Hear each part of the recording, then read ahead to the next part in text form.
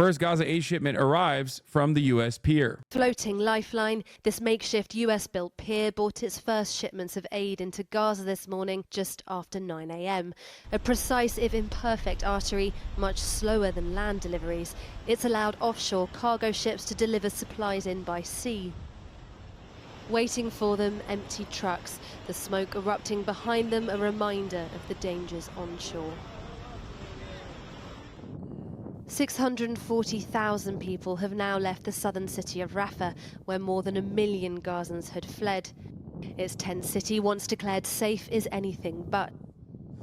It's the beaches of Dar al-Bala further north that are now crowded with its makeshift homes and a population lacking in food, water and basic medical care.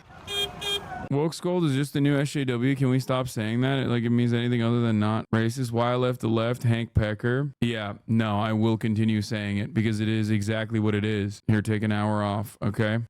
The temporary furnishings of life on the move strapped to cars and donkeys.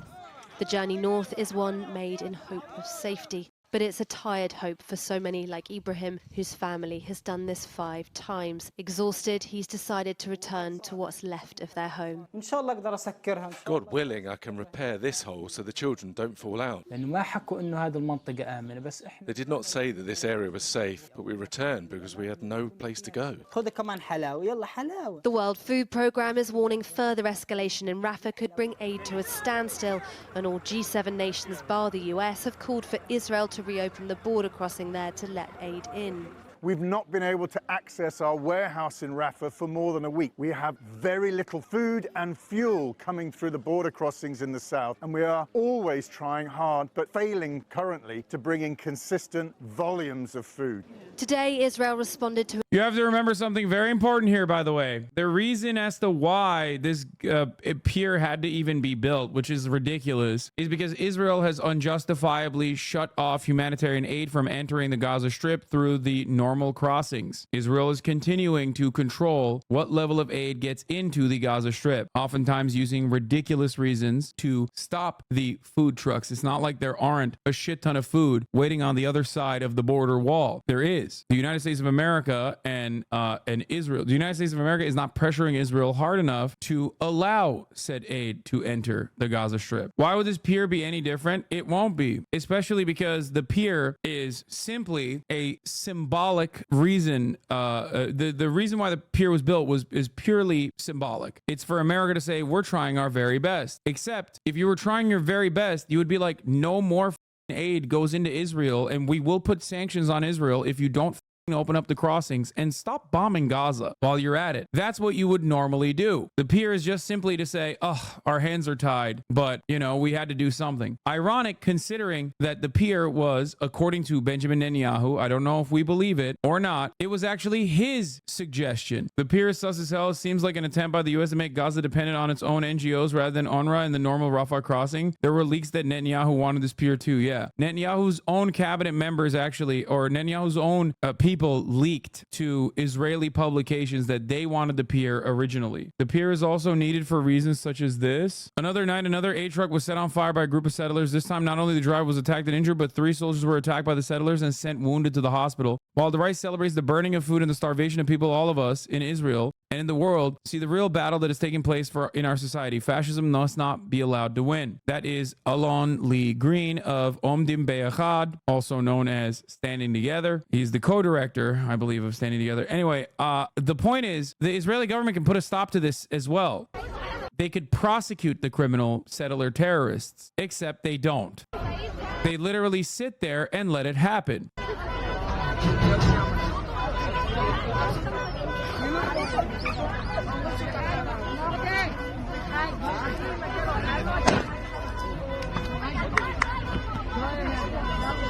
Yeah, sometimes the IDF will literally stand next to them while they're doing such activities. Another thing to consider here. The Israeli government has also armed these settlers as well, with American weapons, mind you. Meanwhile, as the situation worsens on the ground and as Israeli fascism continuously grows, and some of their more willing participants become more violent as they are learning all of the right lessons from America's inaction and the Israeli government's outward participation and support of said actions, the people of Gaza suffer. They starve, they're bombed into oblivion, and their life is hell. All while America looks from afar and goes, there's just simply nothing we can do. There are so many things that the United States of America could do. Basically, the reverse of all of the things that they have done. An emergency injunction from South Africa, the UN's top court, the ICJ, one calling for it to order a stop to the Rafah offensive. This is part of South Africa's wider case. This won't get the world acting unless a really shocking, extremely sad incident happens, gets recorded on video, and shocks the globe as a result. Until then, business as usual is fascist. What are you talking about? What you're describing has happened every single day since October 7. Every single day. So much so that Israel literally killed 7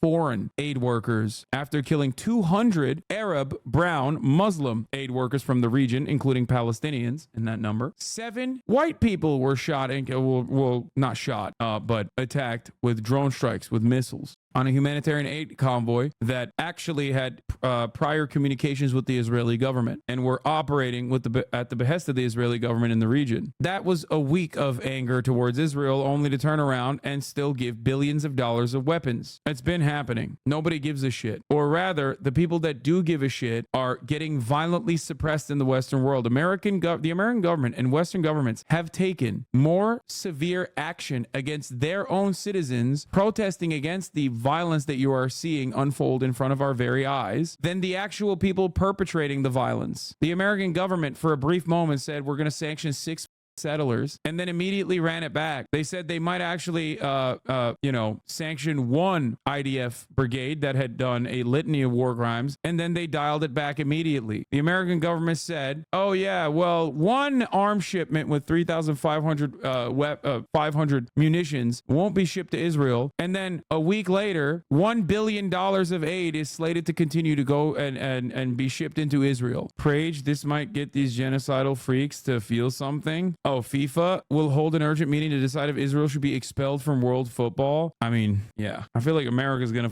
target FIFA next. FIFA is a notoriously corrupt institution, and if I know anything about corrupt international and foreign governments, the way that America operates is by opening up an investigation into some of the more prominent members, only to get them to back down from taking any sort of positions. So I just want you to understand that this is exactly what happens with Erdogan all the time. Erdogan makes like Erdogan will make like a ridiculous claim that is like completely out of pocket, even if it is like perfectly valid for him to say such things. And then America will turn around and be like, okay, we're launching an investigation into your family's misdealings, financial misdealings. And the next day Erdogan will back down. Erdogan will be like, we're not letting anybody into NATO. And America will be like, oh yeah, okay, let's take a look into your banks. Manhattan Southern District Attorney will open up 1 investigation into the financial misdealings of 1 Turkish bank out of many that Erdogan has dealings with, and then immediately the next day he'll be like, never mind, I actually just lied about my previous thing that I said. I'm so sorry about the whole NATO situation. Their corruption is a means of control for the American government. This is something to also take into consideration. And FIFA is an endlessly corrupt institution, as we know.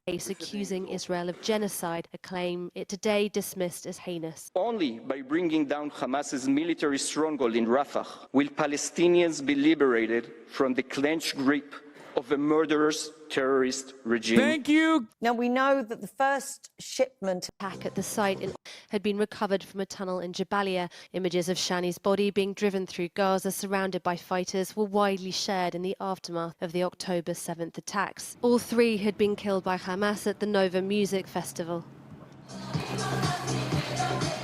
Bro, it's like doing a 9/11 recreation, dude. Like going to ground zero a couple months after the rubble is cleared and just like dancing the techno music. I just don't look, I don't want to fault people for grieving in their own way, but I did personally see that there was also a museum in Israel that was dedicated to the Nova Festival goers, and the museum had like material that they got from Nova Festival, and they did a similar thing there as well, like a recreation of it. It's just I don't know. I don't know what they did. They also did an interpretive dance. This would be slightly less cringe if I didn't know 95% of these dancers will answer that they support the Gaza war. Yeah. Wait, what is this? They did a recreation of 9/11. I was wrong. 9/11 float to the Twin Towers, which billows smoke. The float was built by the Valparaiso Republican Party. What the hell is wrong with Republicans?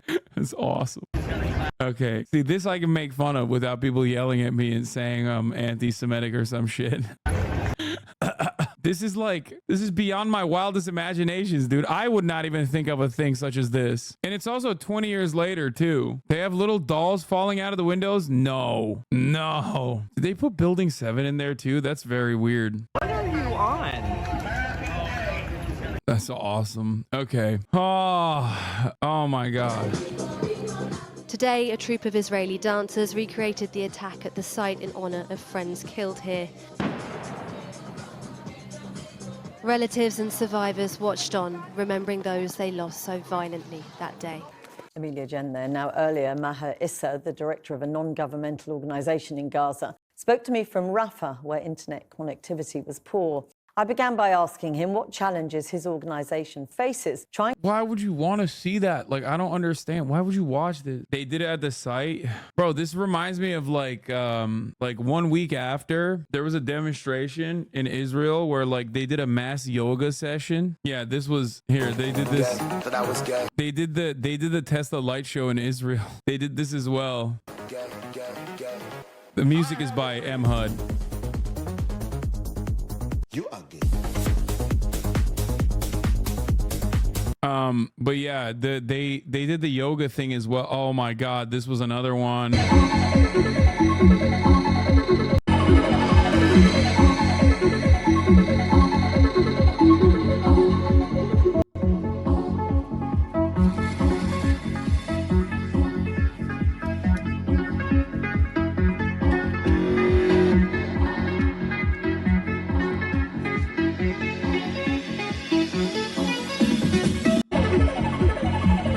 The yoga thing. Oh, here it is. This is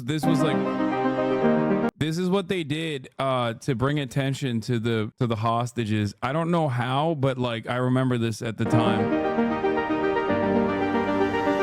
Yeah, they're doing yoga on the hostages, like on posters of the hostages.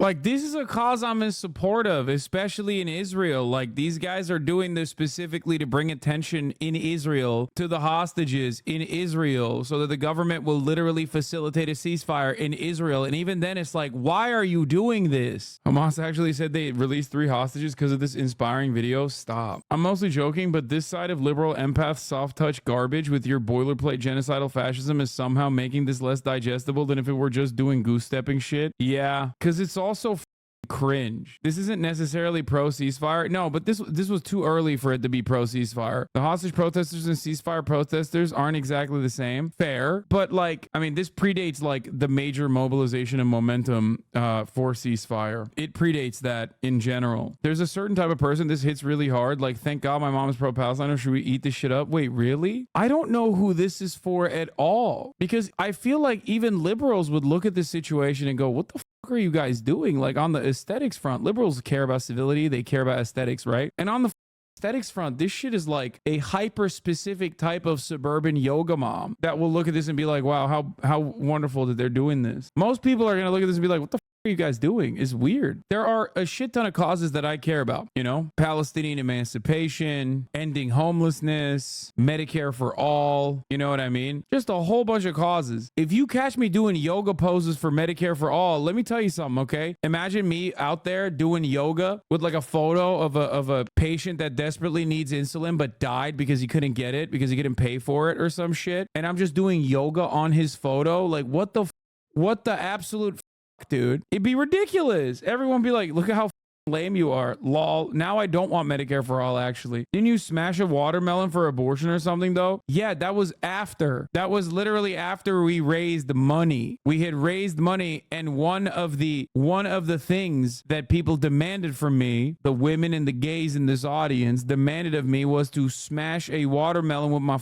legs. Also, that shit wasn't goofy. It was hot. I mean, you did a pole dancing course, yeah, but that wasn't like for a particular cause. Let's continue and go back to the U.S. built pier that is operational. Rare good news from Gaza, where a U.S. built pier is now operational and trucks are rolling ashore to deliver desperately needed aid. If there isn't a white culture, I've seen people make fun of white people. Wait, what? That is the whole point. People make fun of white people and like white culture on the boundaries of what it's not, on it having like a clear lack of culture. That's what it is. White people beyond, oh my God. I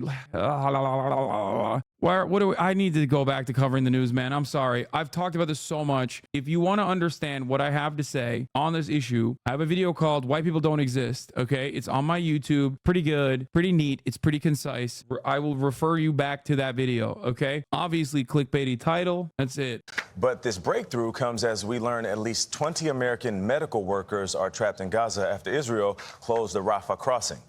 And we've just received this message from Nurse Monica, who's currently trying to leave Gaza, which I'll read to you. It says, "We're currently waiting at the Israeli-controlled border. It was a difficult passage. We had a tank pointing its barrel at us for exactly 1 hour before letting us through one of the checkpoints. We were so heartbroken to leave over half our team and the people of Gaza. I am so fearful for their safety." Remember when they literally had to test out, the doctors that are trapped inside of the hospital had to test out whether or not Israel would kill the doctors by sending only one doctor out first, which, by the way, in a UN car, which Israel did shoot at. And then they were like, oh yeah, we have to like evacuate and then hope that, other doctors can come in from the other side of the border. Most moral army in the world, by the way. That's a message from Nurse Monica Johnson from Portland, Oregon, as she tries to leave Gaza. Nate. Yeah, you can hear the pain in her voice, and we hope that supplies and safety is with them. All right, MTS. I understand what HasanAbi is saying about white not being real, but I believe he's having trouble separating entirely from identifying as such. It really just comes down to him knowing the difference and trying his best. White people are many different races: German, Italian, Polish, Irish, etc. It all makes sense to me. Wait, what? That's why I said go watch my video. I address all of that here. My friend, this is it. White people do not exist. Also, German is not a race. Neither is Irish. Take on this. What? Muhammad Hadid, Israeli Jews have no genetic connection to ancient Hebrews. Hadid said the Israeli Jews should show their ancestry comparison to his. Yeah, I don't agree with what he's saying. He's wrong, because ultimately, while obviously Ashkenazi Jews and many Jews everywhere else obviously have had, I just hate having this blood and soil argument over and over again, dude. It's just sucks. It's so stupid. It doesn't matter. The point he's trying to make is simply that Palestinians that are being bombed by Israel right now are direct descendants of the same early first Jewish populations. They just happen to convert first to Christianity and then to Islam. That's it. That is factually correct. And the only reason why this is even a point of contention is because Israel claims that those guys are not Jews and that Israel is the only defender of Jews. Like the ethnic, the genealogy is what we're talking about at this point. It would not be an issue or a point of contention. It would not be an issue or a point of contention if Israel wasn't an ethno-state anyway. But yes, this is the reason why I hate this conversation over and over again. Your genealogy doesn't determine whether you're justified in bombing people when there's better arguments to make. Exactly. It doesn't fucking matter. It doesn't matter. It doesn't matter what people's ethnic background is or what their genealogy looks like when we're talking about ethnic cleansing happening. Ridiculous.